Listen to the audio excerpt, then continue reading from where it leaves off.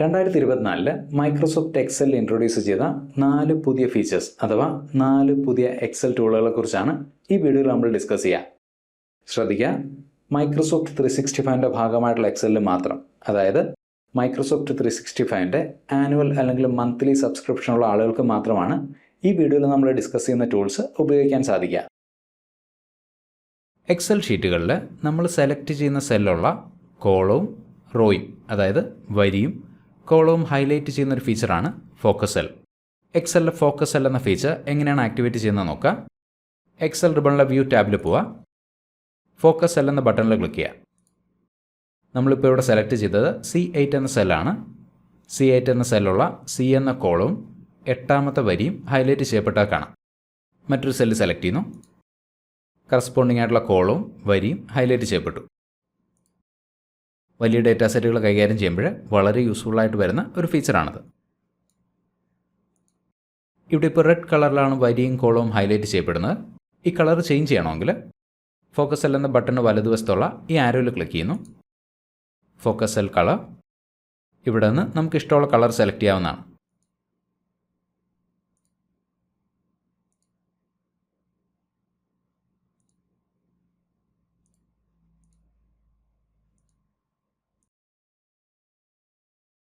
ഈ കാണുന്ന സെല്ലിൽ ഒരു ചെക്ക് ബോക്സ് ഇൻസേർട്ട് ചെയ്യാനായിട്ട് ഈ സെല്ല് ക്ലിക്ക് ചെയ്യുന്നു, ഇൻസേർട്ട് ടാബിൽ പോവുക, ചെക്ക് ബോക്സ്. ഈ സെല്ലിൽ ഒരു ചെക്ക് ബോക്സ് വന്നാൽ കാണാം. ഇനി ചെക്ക് ബോക്സിൽ ക്ലിക്ക് ചെയ്ത് കഴിഞ്ഞാൽ ചെക്ക് ബോക്സ് മാർക്ക് ചെയ്യപ്പെട്ടു. അതോടൊപ്പം ചെക്ക് ബോക്സ് കണ്ടെയ്ൻ ചെയ്യുന്ന സെല്ലിലെ വാല്യൂ ട്രൂ ആയത് കാണാം. ചെക്ക് ബോക്സ് അൺമാർക്ക് ചെയ്യാനായിട്ട് വീണ്ടും ചെക്ക് ബോക്സിൽ ക്ലിക്ക് ചെയ്യുന്നു. ചെക്ക് ബോക്സ് ഉള്ള സെല്ലിലെ വാല്യൂ ഫോൾസ് ആയി. ഒന്നിലധികം സെല്ലുകളിൽ ചെക്ക് ബോക്സ് ഇൻസേർട്ട് ചെയ്യാനായിട്ട് സെല്ലുകൾ സെലക്ട് ചെയ്യുന്നു, ചെക്ക് ബോക്സ്. ഒന്നിലധികം ചെക്ക് ബോക്സുകൾ മാർക്ക് ചെയ്യണമെങ്കിൽ ചെക്ക് ബോക്സുകളുള്ള സെല്ലുകൾ സെലക്ട് ചെയ്യുക, സ്പേസ് ബാറിൽ പ്രസ് ചെയ്യുക. ചെക്ക് ബോക്സുകൾ അൺമാർക്ക് ചെയ്യാനും ഇതേ ടെക്നിക്ക് ഉപയോഗിക്കാവുന്നതാണ്. സെല്ലുകൾ സെലക്ട് ചെയ്യുന്നു, സ്പേസ്. എക്സലിലെ ചെക്ക് ബോക്സ് എന്ന ഫീച്ചർ ഉപയോഗിച്ചിട്ട് ഈ കാണുന്ന പോലെ ഒരു ചെക്ക് ലിസ്റ്റ് എങ്ങനെയാണ് തയ്യാറാക്കുന്നത് എന്നുള്ളത് വളരെ ഡീറ്റെയിൽഡ് ആയിട്ട് മറ്റൊരു വീഡിയോയിൽ ഞാൻ എക്സ്പ്ലെയിൻ ചെയ്തിരുന്നു. ആ വീഡിയോയുടെ ലിങ്ക് ഇവിടെ ഡിസ്ക്രിപ്ഷനിൽ കൊടുത്തേക്കാം. ടേബിൾ ഫോമാറ്റിലുള്ള ഡേറ്റയെ വളരെ പെട്ടെന്ന് സമ്മറൈസ് ചെയ്യാൻ സഹായിക്കുന്ന പുതിയൊരു എക്സൽ ഫംഗ്ഷനാണ് ഗ്രൂപ്പ് ബൈ ഫംഗ്ഷൻ. ഈ കാണുന്ന ഡേറ്റ നോക്കുക. ഒരു ട്രാവൽ ഏജൻസിയുടെ 3 മാസത്തെ കസ്റ്റമർ ഡേറ്റയാണിത്, അതായത് ജൂൺ, ജൂലൈ, ഓഗസ്റ്റ് മാസങ്ങളിലെ കസ്റ്റമർ ഡേറ്റ. ടേബിളിൽ ആദ്യത്തെ കോളത്തിൽ മാസം, രണ്ടാമത്തെ കോളത്തിൽ കസ്റ്റമറിൻ്റെ പേര്, മൂന്നാമത്തെ കോളത്തിൽ ആക്ടിവിറ്റി, അതായത് ഹൗസ് ബോട്ടാണോ കയാക്കിംഗ് ആണോ ജെറ്റ് സ്കി ആണോ കസ്റ്റമർ ചൂസ് ചെയ്തെന്നുള്ള ഡീറ്റെയിൽസ്, നാലാമത്തെ കോളത്തിൽ ആളുകളുടെ എണ്ണം, അഞ്ചാമത്തെ കോളത്തിൽ കസ്റ്റമറിൻ്റെ രാജ്യത്തിൻ്റെ പേര്, അതിനടുത്ത കോളത്തിൽ കസ്റ്റമർ ട്രാവൽ ഏജൻസിക്ക് കൊടുത്ത തുക. ഇനി ഈ ടേബിളിൽ നിന്ന് ഗ്രൂപ്പ് ബൈ ഫംഗ്ഷൻ ഉപയോഗിച്ചിട്ട് നമുക്ക് ആവശ്യമുള്ള രീതിയിൽ ഒരു റിപ്പോർട്ട് എങ്ങനെയാണ് തയ്യാറാക്കുന്നത് നോക്കാം. ഉദാഹരണത്തിന് ഓരോ ആക്ടിവിറ്റിക്കും എത്ര രൂപ വീതം ലഭിച്ചു എന്നുള്ള ഒരു റിപ്പോർട്ട് തയ്യാറാക്കാനായിട്ട് ഈക്വൽ ഗ്രൂപ്പ് ബൈ എന്ന് ടൈപ്പ് ചെയ്യുക, group by function. Group by ഫംഗ്ഷനിലെ ആദ്യത്തെ ആർഗ്യുമെൻറ്റ് റോ ഫീൽഡ്സ്. ഓരോ ആക്ടിവിറ്റിക്കും എത്ര രൂപ വീതം ലഭിച്ചു എന്നുള്ള ഡീറ്റെയിൽസ് ആണ് നമുക്ക് വേണ്ടത്. അതിനുവേണ്ടി ആക്ടിവിറ്റി കൊടുത്തിട്ടുള്ള കോളം സെലക്ട് ചെയ്യുക, കൺട്രോൾ ഷിഫ്റ്റ് ഡൗൺ ആരോ. നോക്കുക, എൻറ്റയർ കോളം സെലക്ട് ചെയ്യപ്പെട്ടു, control back space, comma. Group by ഫംഗ്ഷനിലെ രണ്ടാമത്തെ ആർഗ്യുമെൻറ്റ് വാല്യൂസ്. എമൗണ്ട്സ് ഉള്ളത് എമൗണ്ട് എന്ന കോളത്തിലാണ്. ഈ കോളം സെലക്ട് ചെയ്യാനായിട്ട് control shift down arrow, control back space, comma. Group by ഫംഗ്ഷനിലെ മൂന്നാമത്തെ ആർഗ്യുമെൻറ്റ് അഥവാ മൂന്നാമത്തെ input function. Sum percentage of average എന്നിങ്ങനെ ഒരുപാട് അഗ്രിഗേഷൻസ് ഇവിടെ കാണാം. നമുക്ക് വേണ്ടത് സം ആണ്. സം സെലക്ട് ചെയ്യുന്നു, കോമ. ഗ്രൂപ്പ് ബൈ ഫംഗ്ഷനിലെ നാലാമത്തെ ആർഗ്യുമെൻറ്റ് ഫീൽഡ് ഹെഡേഴ്സ്. റിസൾട്ടിലെ കോളം ഹെഡേഴ്സ് ഡിസ്പ്ലേ ചെയ്യാനായിട്ട് നാലാമത്തെ ഓപ്ഷൻ, അതായത് 3S ആൻഡ് ഷോ എന്ന ഓപ്ഷൻ സെലക്ട് ചെയ്യുക, ബ്രാക്കറ്റ് ക്ലോസ് ചെയ്യുക, എൻ്റർ. നോക്കുക, houseboat, jet ski, kayaking, shikara എന്നിങ്ങനെ ഓരോ ആക്ടിവിറ്റിക്കും എത്ര രൂപ വീതം ലഭിച്ചു എന്നുള്ള ഡീറ്റെയിൽസ് ആയി. അതോടൊപ്പം അവസാനത്തെ വരിയിൽ ടോട്ടൽ കാണാം.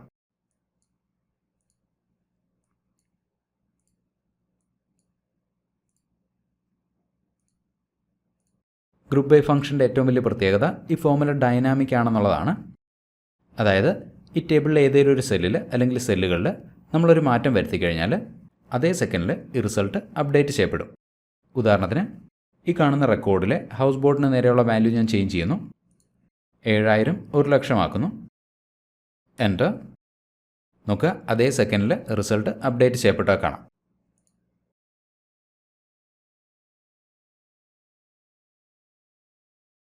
എക്സലിലെ പിവറ്റ് ടേബിൾ എന്ന ടൂളിന് പകരം ഉപയോഗിക്കാവുന്ന കുറച്ചുകൂടി ഫാസ്റ്റായിട്ട് റിസൾട്ട് തരുന്ന പുതിയൊരു എക്സൽ ഫംഗ്ഷനാണ് പിവറ്റ് ബൈ ഫംഗ്ഷൻ.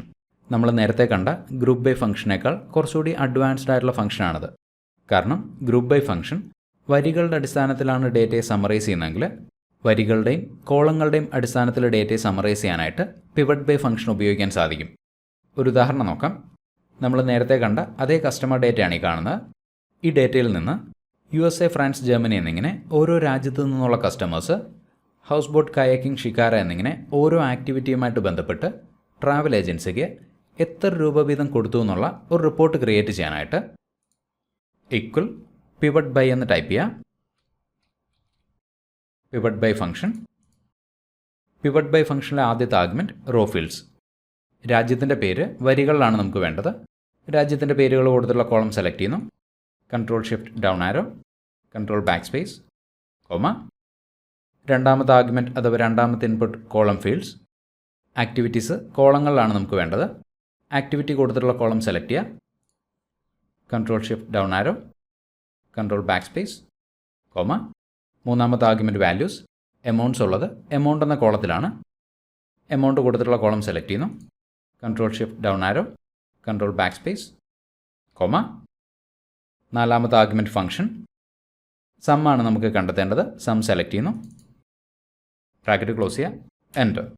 നോക്കുക, ഓരോ രാജ്യത്തു നിന്നുള്ള കസ്റ്റമേഴ്സിൽ നിന്ന് ഓരോ ആക്ടിവിറ്റിയുമായിട്ട് ബന്ധപ്പെട്ട് എത്ര രൂപ വീതം ട്രാവൽ ഏജൻസിക്ക് ലഭിച്ചു എന്നുള്ള റിപ്പോർട്ടാണിത്.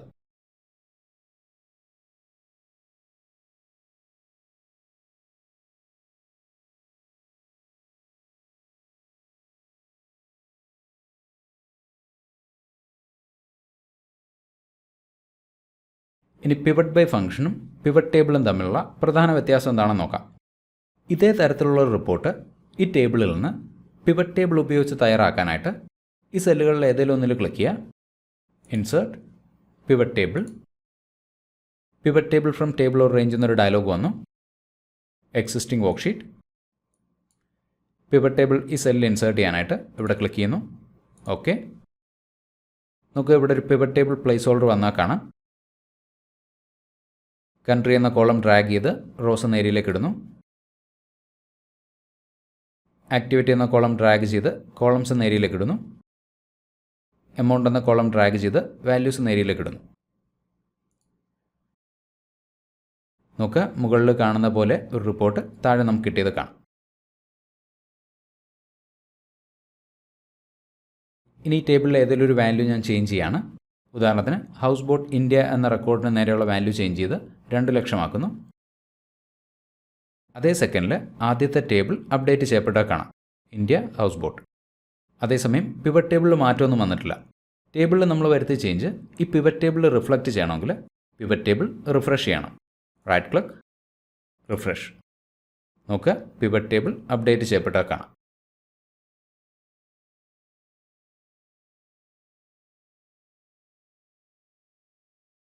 നമ്മളിവിടെ ഡിസ്കസ് ചെയ്ത ടൂൾസിന് പുറമെ പൈത്തണും ഇപ്പോൾ എക്സലിൻ്റെ ഭാഗമാണ്. അതായത് പൈത്തണിൻ്റെ സഹായത്തോടു കൂടി അഡ്വാൻസ്ഡ് ഡേറ്റ അനാലിസിസും മെഷീൻ ലേണിങ്ങും ഒക്കെ ഇനി എക്സലിലും സാധ്യമാകും.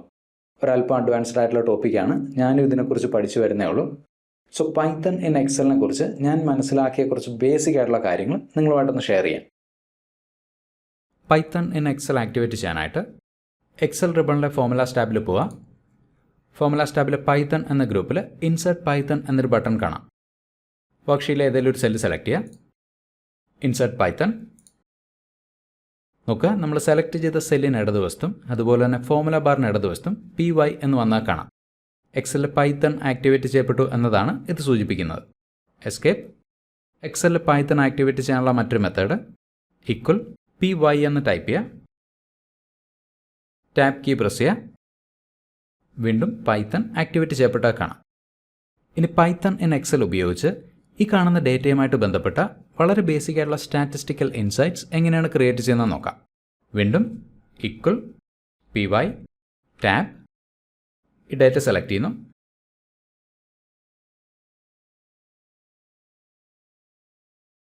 Dot describe function bracket open ചെയ്യുക, ബ്രാക്കറ്റ് ക്ലോസ് ചെയ്യുക. സാധാരണ എക്സലിൽ ഒരു ഫോമുല എഴുതി കഴിഞ്ഞാൽ അത് കൺഫേം ചെയ്യാനായിട്ട് എൻ്റർ കീയാണ് നമ്മൾ ഉപയോഗിക്കാറ്. പൈത്തൺ ഇൻ എക്സലിൽ ഫോമുല കൺഫേം ചെയ്യാൻ അഥവാ കോഡ് കൺഫേം ചെയ്യാനായിട്ട് കൺട്രോൾ എൻ്റർ ആണ് ഉപയോഗിക്കേണ്ടത്. കൺട്രോൾ എൻ്റർ കീകൾ ഒരുമിച്ച് പ്രസ് ചെയ്യുന്നു. നോക്കുക, ഈ സെല്ലിൽ PY ഡേറ്റ ഫ്രെയിം എന്ന് വന്നാൽ കാണാം. ഡേറ്റ ഫ്രെയിം എന്നത് എക്സൽ ടേബിൾ പോലെ ഒരു 2 ഡയമെൻഷണൽ ഡേറ്റ സ്ട്രക്ചറാണ്. അതായത് വരികളിലും കോളങ്ങളിലും ഡേറ്റയെ സ്റ്റോർ ചെയ്യുന്ന ഒരു ഒബ്ജക്റ്റാണ് ഡേറ്റ ഫ്രെയിം. പൈത്തൺ ഇൻ എക്സലിന് 2 രീതിയിൽ ഡേറ്റ ഫ്രെയിമിനെ ഡിസ്പ്ലേ ചെയ്യാൻ സാധിക്കും. ഒന്ന് ഈ കാണുന്ന പോലെ ഒരു പൈത്തൺ ഒബ്ജക്റ്റ് ആയിട്ട്, 2 എക്സൽ വാല്യൂ ആയിട്ട്. ഈ ഡേറ്റ ഫ്രെയിമിലുള്ള ഡേറ്റയുടെ പ്രിവ്യൂ കാണാനായിട്ട് ഈ PY എന്ന ബട്ടണിൽ ക്ലിക്ക് ചെയ്യുന്നു. ഈ ഡേറ്റ ഫ്രെയിമിലുള്ള ഡേറ്റയുടെ പ്രിവ്യൂ ആണ് ഈ കാണുന്നത്. എസ്കേപ്പ്. ഇനി ഡേറ്റ ഫ്രെയിമിനെ എക്സൽ വാല്യൂ ആയിട്ട് ഡിസ്പ്ലേ ചെയ്യണമെങ്കിൽ right click, Python output, Excel value. നോക്കുക, ഈ ടേബിളിലെ എമൗണ്ട് എന്ന കോളത്തിലെ റെക്കോർഡ്സിൻ്റെ എണ്ണം, mean, standard deviation, minimum value, maximum value, percentage എന്നിവ നമുക്ക് കിട്ടി.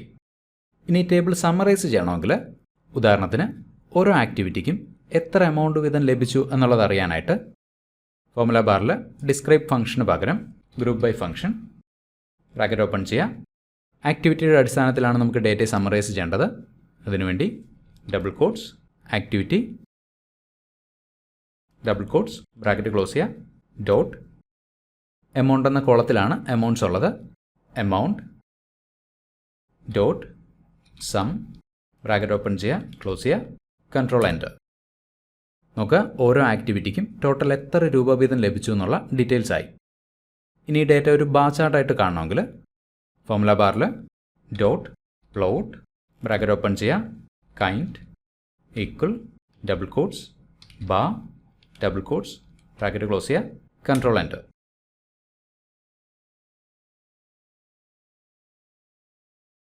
ഇനി ബാർ ചാർട്ടിന് പകരം പൈ ചാർട്ടാണ് വേണ്ടതെങ്കിൽ